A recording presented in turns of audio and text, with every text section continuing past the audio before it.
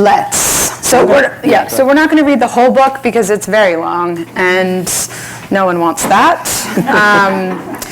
And so we're going to read like a little excerpt, and then we'll try to kind of fill in the blanks. But the book is meant to it was very inspired by old Scandinavian fairy tales, and which are they're a little more verbose and mature, I guess, for children, even though I think you guys can handle it.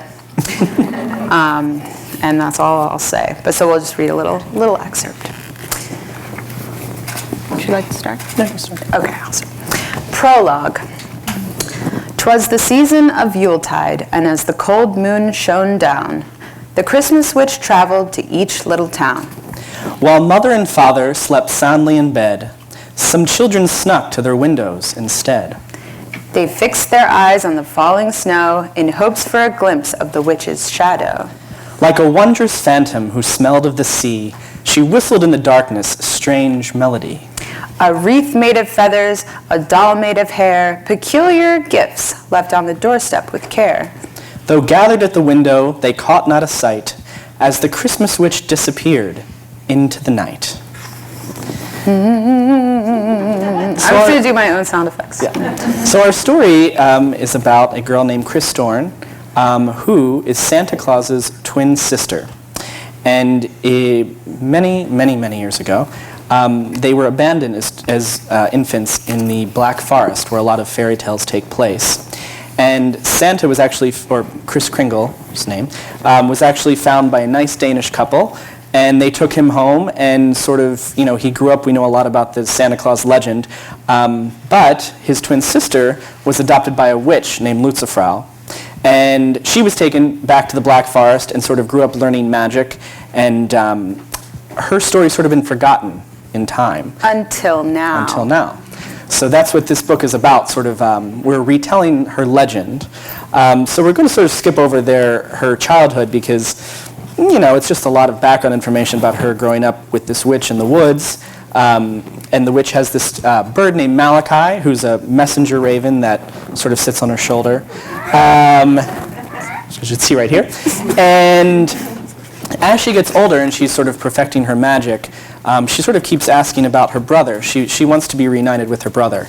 And she doesn't know where he is. And at this time, Santa's not really known throughout the world. He's still growing up too and sort of learning, making toys and baking sweets and things, but thousands of miles away.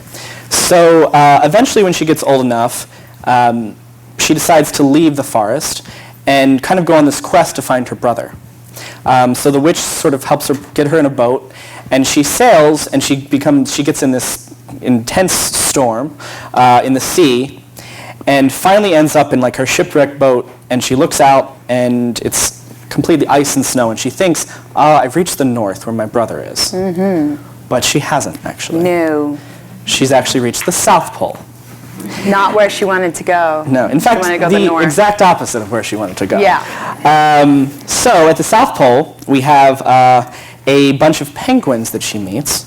They are actually macaroni penguins, which was my mom's suggestion. I always give her credit for that. And that's right over there. One in particular who becomes her best friend is named Ellesmere. So. Yeah. So she sort of grows up with the penguins and is trying to figure out how she can get off of the South Pole to go find her brother. Yeah. So we're going to kind of come back to the story many years later after she's lived at the South Pole for a long time, and she suddenly gets a surprise visit from an old friend. Yes. And just one more thing about Chris Dorn is her name, the Christmas witch. She loves Yuletide. And Yuletide, for all the children, maybe you never heard that word, it's kind of what Christmas used to be called way, way, way back in the day. So she calls it Yuletide, and it's her favorite holiday and her favorite time of the year. So as she's living in the South Pole, she tells all of her penguin friends about it, and they celebrate it every year, all the time, because it's her favorite. So, yes? In the new book, will she, ask, a person if it's, Yuletide, and they'll just ask, what do you mean? Maybe. Yes. Yes, she might. She definitely might. We'll get there. Okay. One evening, after yet another Yuletide celebration, a large black bird swooped down out of the blazing white sky, crash landing into a snowbank. The penguins huddled up, ready to defend themselves against this mysterious intruder. But as Chris Torn approached the snowbank, she realized quickly that it was old Malachi, whom she had last seen in the ocean storm so long ago. He lifted his distinguished beak, faded gray from years flown by. "My child, I've searched every corner of the earth for you, and finally here you are. Could you have picked a more impossible place to land?" "Oh, Malachi, I've missed you," she cried. I bring much news to you from the old world," the raven said as she knelt down and kissed his head. "But first I must dry the snow from my feathers by the fire." Chris Torn and Ellesmere helped him inside her hut, and he shook his feathers dry. Later they sipped... Yeah, there he is. Later they sipped pine needle tea by the fire. "Your mother Lutzelfrau, I'm sorry to say, is no more. She has been gone now for some time." And here he paused with a slight cough as Chris Torn's eyes filled with tears. "But I have news about your brother." "My brother?" Chris Torn exclaimed, her grief now quickly turning to joy. "Yes, your brother Christopher now goes by the name of Kringle and has built a home in the North Pole. He is now known to the world for his kindness and generosity. Every year, just after the first day of winter, on the eve of a holiday called Christmas, he travels the globe in his sleigh. This sleigh is pulled by a team of reindeer from village to village, bringing gifts to children and spreading joy to all whom he meets. In some parts, he is so beloved they have begun to call him Saint Nicholas or Sinterklaas." "Have you seen him? Has he asked about me?" "I have not seen him, and almost no one has. He moves swiftly while he works and then disappears before anyone can catch him."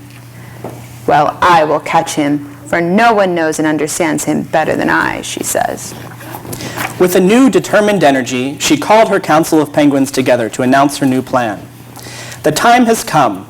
The tree is ready. We will build a new boat even stronger than the first and set sail before this Christmas Eve." They nodded their beaks in agreement, eager to help. She selected the 6 bravest and best swimmers of the group to travel with her. Ellesmere raised his wing. Ellesmere. "Can I come too? I know I'm not a great swimmer, but I promise to make a jolly companion." Chris Torn petted his head. "Of course, silly. I can't wait for you to meet my brother." Chris Torn and her penguin friends finished assembling the boat just as the cold moon was rising in the sky. Then they headed for the coast with Malachi perched at the bow. They traveled for 3 days straight, and on Christmas Eve reached the European continent. Chris Torn sailed to all the major port cities, one after the other.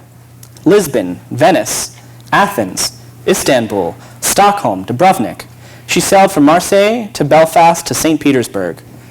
And at each port, she moored her boat hidden in the dark of night. Leaving Ellesmere to keep watch, and with Malachi perched on her shoulder, she climbed silently onto the wooden docks, leaving a trail of salt water and seaweed behind her. She crept quietly along the cobblestone streets, peering through the window panes of darkened houses as children slept, desperately looking for her brother.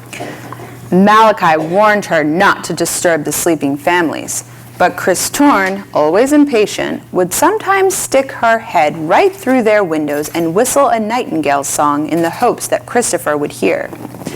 She searched for miles among the country farms, where even the animals rustled in their barn stalls at her passing.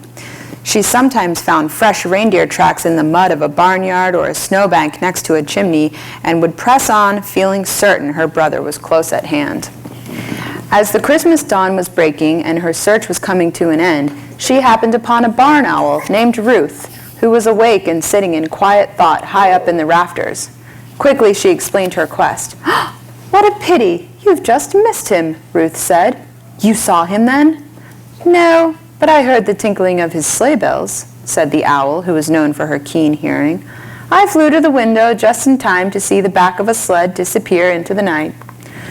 With a sigh, Chris Torn headed back to her boat as the sun rose on the horizon, She was too late and would have to try again next year. And so she did. Every Yuletide season, she would search again, determined to catch him once and for all. She tried leaving little gifts of her own on their doorsteps, hoping to catch her brother's eye. But the adults took these gifts, a woven grass doll, a wreath of penguin feathers, or just a simple bouquet of holly leaves, to be evil objects. Sometimes a curious child would beg to keep the trinkets, but they were quickly burned in the fireplaces, never to be spoken of again. Each house that she visited was dreaming of the coming Christmas morning. But occasionally, some sleepless child would catch an eerie glimpse of Chris Torn at the window. Some would stir awake, frightened by the sound of her strange song, only to catch her disappearing into the night. And it was then that the whispers about the Christmas witch began. Shall we go on? I think so. How much time do we have? Okay, we're going to keep going. Just a little bit longer. I don't know. Just a good question, actually. As time passed and more caught glimpses of her, the tales of the Christmas witch spread. Unbeknownst to Chris Torn, children far and wide now eagerly looked for her as expectantly as for Santa Claus, much to their parents' horror. Finally, after years of searching, Chris Torn, weary and ready to give up for good, found herself in the piazza of the small Italian village of Lucca. The square was deserted, dark and silent, with a heavy snow falling and filling the air. Across the square, she spotted a large, burly man loading a sack into a sleigh. "How strange," she whispered to Malachi, "that this man would be traveling like me in the middle of the night when the rest of the world is asleep. His clothes, too, were completely foreign to this country."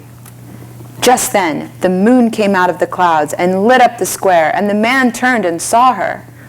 Right away, she recognized him, her brother. Though it had been many years, his face was familiar to her. The same red hair, now streaked with gray, and the same emerald eyes that matched her own and twinkled in the moonlight. A long look of recognition and understanding passed between them. Then Chris Torn pursed her lips and let out the familiar melodic whistle. She waited in suspense as the snow continued to fall, so long that she thought perhaps the man had gone. Then through the crisp air came the answering whistle from her brother. Her heart was overjoyed. But as Chris Torn moved closer to speak to him, she heard the cries of many voices behind her. "This way! I hear that witch song coming from the square." A mob of men and women descended on the square from all the surrounding streets, holding torches and calling for the Christmas witch. They were determined this year to be rid of her, once and for all. I know, right? Exactly. I thought all witches were bad. Exactly, and they aren't. I'm a good witch. "My dear sister," Christopher yelled, "you must run away. It is not safe for you here. Run! I shall find you as soon as I can."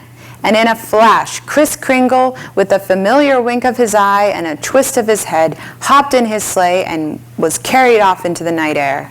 Chris Torn ran down the nearest alley with Malachi flying close behind. But the mob advanced on her, but she moved like the wind and was faster than they were.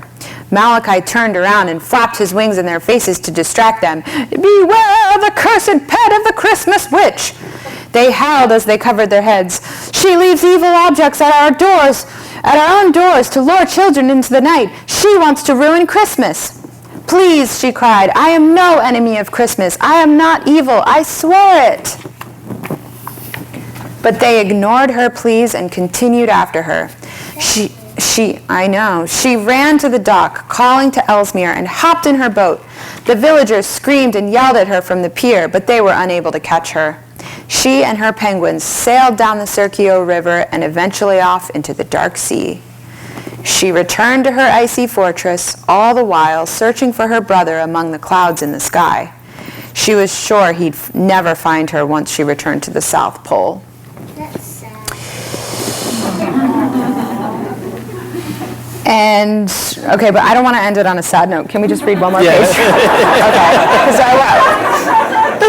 we were going to end it there, but now we're not. Okay.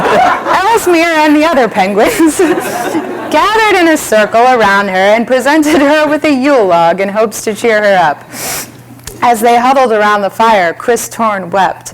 Another year's journey wasted, and now not only had she lost her brother again, but it seemed as if the whole world had turned against her.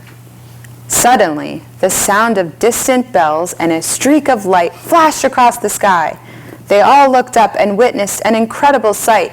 8 flying reindeer pulling a massive sleigh with Christopher at the helm. Chris Torn wiped her tears away and jumped up and down. "My brother!" Christopher landed the sleigh with a gentle thud. So,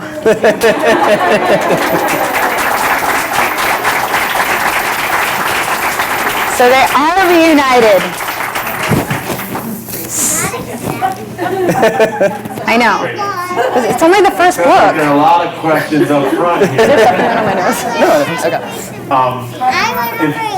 If you have a question, why don't you raise your hand? Okay. And if you're up front, I can give you the mic, or you can just walk to the mic. Any questions? What about you guys? You guys have some questions? Go ahead. Hi. I love you so much. Oh, thank you. I love you too. Say your name. My name's Brittany. What is your favorite part about Christmas? Ooh,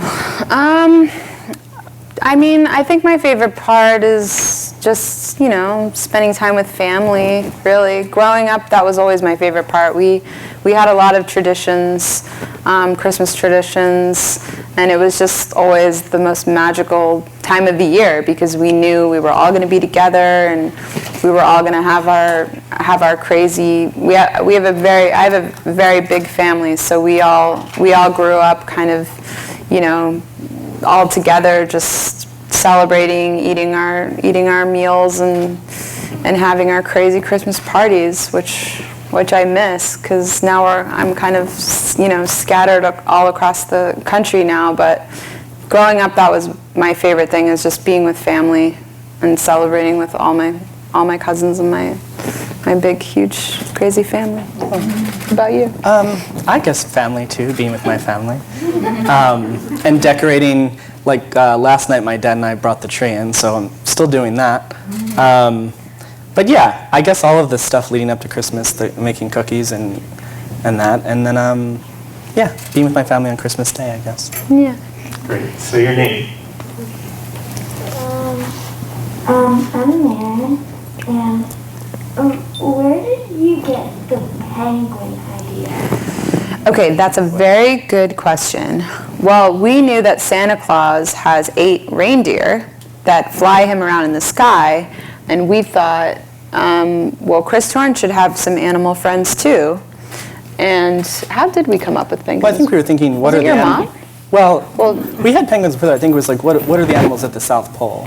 Yes, we were saying we knew she ended up on the South Pole, so what kind of animals would she find down there? And then we did some research and we found out, well, it's probably just some penguins down there. And so maybe they would help her travel by the sea. So her penguin friends basically tie little ropes to her boat and then they swim because they're very good swimmers. So that was a very good question. Good. Say your name. My name is Ellery, and when are you gonna make a movie? Love that question. Great question. We love that question. Okay, when are we going to make a movie, Dan? I don't know. Okay, we don't know. Well, first we have to get the second book. So the next year there's going to be a new book where the Christmas Witch, basically this ends, and it's on a cliffhanger, which means we don't know what's going to happen. In book 2, the Christmas Witch wakes up in modern times and she ends up in Delaware. And there's a whole new adventure, and that's the movie that we're going to make, that story. She comes to Delaware and she meets a little girl named Poppy. We'll tease that. Named Poppy, who's about 8 years old. I have a puppy, and it's a puppy in full. Okay, perfect. Well, you're going to love this book. You're going to love it. And I think our movie will sort of maybe be based on the second book. Yes. The story of the Christmas Witch in modern times. But we don't know when, but we hope very soon, and hopefully, I'll get to play the Christmas Witch if it happens too soon, because I don't want to get too old. All right. Another question. Yeah. Say your name. My name's Ellen, and how did How did you get the spooky area? How did we get what? How did you get This area? That witch right there. Her name is Kathy Bitterbaugh, and she taught me everything I know. And she works at the Wilmington Drama League. So if you ever want to get involved, you should go to the Wilmington Drama League and take some classes or audition for a play, right, Kath? Aubrey was like 11 when she was Yeah, I was only 11 when I went. What was the first show you did there? Was it? The first show I did was Hansel and Gretel. I think it was Hansel and Gretel. Oh, I know that show. Yeah, it was great. Any Yeah. other questions? Any other questions? Yeah, and back with the hat on. My name is Addie, and I was wondering what your favorite part about being from Delaware is. Well, I like to be number one, first of all. It just feels good. Good answer. It feels good to be number one. And I don't know, Delaware, I think my favorite part about Delaware is like, there's such a mystery about Delaware because mostly everybody I meet outside of this state, the number one thing they first say to me when I say I'm from Delaware is, you're the first person I met from Delaware, always. And that just feels good because it's just kind of, people have no idea what's going on here, and a lot of people don't even know it's a state. I mean, it's crazy. So I think there's some, I have a lot of pride in that. Like I feel like it's just, it feels special. And I know, when we were growing up, there was that wooden sign right off Augustine Cutoff that said Wilmington, a place to be somebody. And I just remember that was like burned into my brain growing up because I just always felt like it's so true. Like it's just it's a bigger city than I think my brain even kind of can comprehend because it always felt so small, and there's just such a sense of community here and belonging for me. And so I think that just there's a really special, unique vibe to Delaware that most people in the country wouldn't even know what it is. And so I think that there's something really cool about it, like kind of almost like, explaining to people how special it is. Because when I talk about Delaware, it's like, it's a small state, but you have a city, you have the beach, you have like farms. There's so many different We parts got of it Delaware. all. We have everything. All. We're close to New York, got close it to all. Washington, we're close to Philly. Yeah, and There's I so didn't even many- realize how lucky we were when we were growing up. I had no, but now, I also, when I drive around Delaware, I see so many things that inspire me. Like, that's why we always want to shoot movies here, because like you go to like Old Newcastle and it's so cool, or I grew up across from Bellevue Park and it's like all the DuPont estates and houses are so cool, like places to just sort of like inspire you and take pictures and shoot and stuff. So Wow, and I want to say thank you to both of you for never forgetting home. There are a lot of people who would grow up here and once they go on all these huge shows would forget about us little people. But you're always coming home, and it says a lot about you. It actually, I can't imagine what it takes to book them on like the big national shows. For this, I think it took a single text message from Brian Cunningham, my communications, and it was done. So thank you so much for that. Any other, our friends here in the front still have a bunch of questions. Are there any other questions? Yeah, go ahead. So I'm going to be a professional witch show holder, and I was wondering how you got the perfect cackle. Wait, what? A professional what? which Oh, amazing. Okay, I'm not professional yet. But what was your question? How I got a what? The perfect witch cackle. The cackle. Well, I would say I learned, first of all, again, not to make it about Kathy, but Kathy, taught me years of cackling my whole life, how to project. It scared a lot of children, but it didn't scare you. It never scared me. Yeah, you can have it. Okay. It just, honestly, that's a really funny question because when I was going on all these talk shows for the book, I knew, okay, I'm going to dress like a witch, I'm going to dress like the character, but I had no plan of what I was going to do. And then the cackle just came out. I don't know. It just came out, and then I realized, oh, it's actually a really good tension reliever because I get so nervous doing interviews and talk shows, but I just found that if you cackle, if you scream as loud as you can right before an interview, relieves a lot of tension. For you, not For necessarily me. for others. everybody else is weirded out, but I don't know. It was a good icebreaker. But it takes practice. Thank you. And good luck in your witchcraft endeavors. I support you. And I'll see you at the next coven meeting. Yes. Other questions? All right, why don't we take another one here in Okay. front? Were you trying to dress up like the Christmas witch? Yes. It doesn't look like it. What do you mean? Well, because my hair's not red? No, because I don't think she wears a red.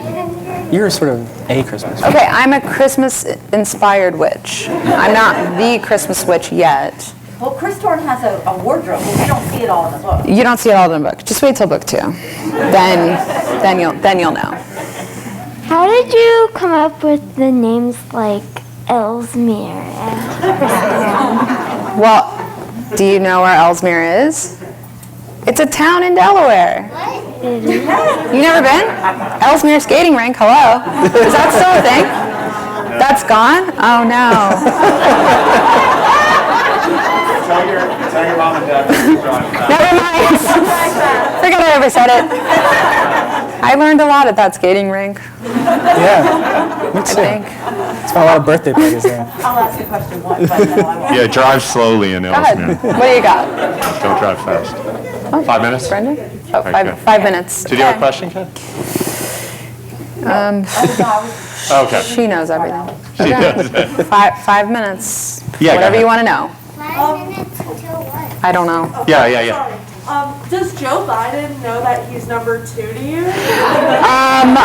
Yeah, because I told him to his face multiple times. Every time I see him, I'm like, Joe? Okay, it hasn't been that many times, but we saw him a couple years ago. I did before he was elected as the president, but he had a laugh about it. He thinks it's funny. I don't know if he thinks it's funny anymore, but he used to have a sense of humor. Yeah, I think he knows. People, yeah. I don't let him forget. But I don't know if there's been a new poll, so I think that there has to be probably the News Journal, or no, Delaware Today has to do a new poll. We'll see. I feel like he could maybe beat me now that he's the president. And if he doesn't, that's not good. That's just not good. Yeah. Yes. Aubrey, the characters. Yes, grandmother? It's my grandmother. I know how you got your name. Okay. But, the character. Yes. I know how you got your name, but the name of the character, how did you come up with that? Chris Thorne? Yes. So, well, first of all, I'd like to say my grandmother, Dorothy, was my 3rd grade teacher at St. Anne's. So also, I wouldn't be up here today if it weren't for her. She taught me a love of reading and books and magic and all kinds of things, and that anything was possible. So thank you. And I have an opportunity to say that to you in public. I love you. But yeah, so, well, we knew, I guess we started backwards because we knew Kris Kringle. We started with Kris Kringle because we know that's Santa Claus's name in some iterations or stories. And then, a lot of times twins have funny, like matching names kind of. And then we looked up Chris Thorne, and I believe it means holly. It means holly in Danish, I think. So we had this whole kind of imagery with Chris Thorne where she would have a wreath of holly in her hair, and in the book she has a magical powers. We didn't get to that part. You guys missed that part. But in Chris Thorne, the Christmas witch has magical powers, and she can make plants grow. She's all about nature. And there was a kind of theme that we wanted to have in the book where it's about her kind of celebrating nature, which is kind of the old Christmas traditions. That's where Yuletide came from. It was more about celebrating the winter, the coming of the winter season, and being thankful for what the earth provides. And so we wanted her to have that kind of theme. So we thought, first of all, it's kind of like the girl name of Christopher, and then also there's like a nature kind of meaning behind it, which we thought was perfect. And then we, of course, went with that, and now she's got like holly in her hair and holly everywhere, and so that's like a thing now. So Very good question, grandmother. Questions? Yeah. Yes, she's a tree hugger. She hugs trees. Hi, Aubrey. My name is Johnny. Hi. This isn't really related, but I started a new job in just a little Parks and Rec. Like one time, I was on a work call and they were arguing about stormwater. I just thought that was a fun thing to let you know. Okay. I always tell people that Delaware is known for Wawa, no sales tax, and road work. So, Sure. and you and Joe. Sure. So, what would you say that Delaware is known for? Delaware, what else is Delaware known for? Credit cards. Credit card companies, DuPont chicken farms, Beaches. Delaware beaches, and Yingling. Isn't that a Delaware thing? No, just kidding. That's not a thing. Dogfish Head. That's right, Dogfish Head. Yeah, I mean, you kind of nailed it, right? No sales tax. The first state to sign the Constitution, and pork rolls? No, that's Jersey. Scrapple. And does the Ellsmere bird have to travel like really slow? The birds? Wait, what? Travel slow. Why? Because of the road work? Oh, there's traffic in Ellesmere? No, Ellesmere traps. police Speed are pretty traps. strict. They'll give you a ticket. Yeah, they'll give you a ticket. Okay, I haven't 26 miles. driven in Ellesmere in a while. Maybe we should but drive through Ellesmere. We're going to drive there today and check it out. We'll make sure that there's, yeah. All right, last question. Okay. Yeah, go ahead and back. Yeah, you. Hi, Aubrey. My Hi. name's Sarah, and I just wanted to know if you thought that Chris Thorne would be voiced by Chris Pratt in the movie. God. Hasn't he gotten enough? He gets it all. He gets everything. He's Mario Brothers and he's Garfield now. I mean, no, he will know. It's me. I will be the voice of Chris Thorne and he can go be his Marvel superhero. You're filming me. You're going to put this on the internet. I always get traps. Don't. Chris Pratt, your favorite Chris? Okay. No, Christopher Kringle is my favorite Chris. Okay? And just if you do post it, I'm so happy for him and his success. Okay? People try to trap you. It's the world we live in. I'm going to trust those cameras. I'm happy for his success. Thank you. But what about me? Okay. On that note. Okay. Thank you so much for coming. I want to highlight Senator Kyle Evans' guy is up here in front with their beautiful daughter. Events like this would not be possible without the support. Thank you. Thank you so much. Senator Kyle Evans Gary. I don't know if there are any friends of the Brandywine Hundred Library here. We have an amazing friends group who help support events like this in our libraries moving forward. Go ahead and stand up. Thank you. And Diana Brown is in charge of all of your Newcastle County Public Libraries. Thank you. Thank you. And As thank well. you, Matt. Thank you. Thank you so much. Thank you for having us. Great. And thank you, Kathy, for this beautiful set. And thank you, Brandywine 100. And for Brian, where's Brian? And Brian, Brian thank Cunningham. you. Putting this all together. Thank you for Yes, thank you. Great. Thank you for coming. Come back. We know all it takes is a text message. So Okay. thank you so much. Let's give him a big round of Okay. applause. Thank you.